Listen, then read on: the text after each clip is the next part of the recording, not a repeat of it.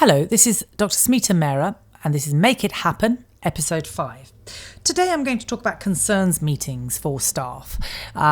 So you're in a situation where you're a little bit disgruntled by a certain member of staff. Let's take a nurse, for example. She or he is not pulling their weight. You've had a couple of meetings. You've discussed things. The dentist or the associate or the practice manager has also discussed things. Things haven't really moved along in the right direction, and you want to take it further. You want to pull in a disciplinary, or you get maybe some attitude back from the nurse saying, I want this, and yet you're thinking, well, yes, but you haven't corrected that, and so how can I give you, for example, more hours? And they might demand more hours, and they might say that you've promised more hours, but actually what you're finding is that certain members of staff aren't getting along with them, or they're just not learning, or they just have an attitude, and in fact what you want to do is reduce their hours or eliminate their hours, and they want you to increase them, and they don't understand why you're not doing it.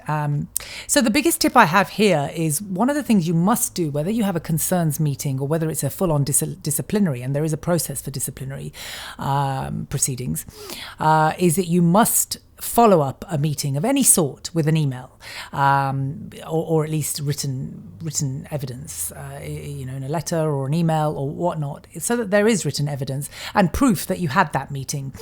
Because I see so often, and I've made the big mistake myself through the years, is I've had certain meetings with dentists as well, where performance has been less than desirable, and I've discussed things on many occasions and things just haven't really improved.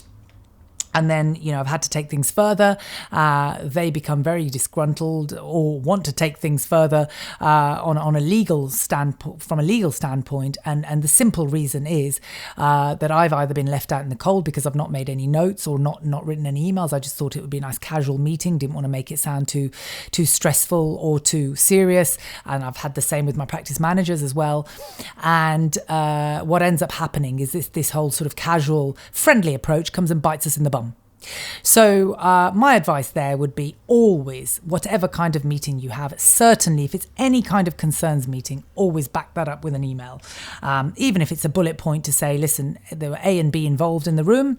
A said the following, B responded with the following, and then the follow-up or the conclusion to that was X, and the follow-up is Y in 1 week, 2 weeks, whenever it is. So that there is, and send them a copy, keep a copy yourself. Obviously, a disciplinary is slightly different, and there are procedures to carry out disciplinaries, but I'm just even talking about concerns meeting. Everything you do, make a note and make sure that there is written evidence of it.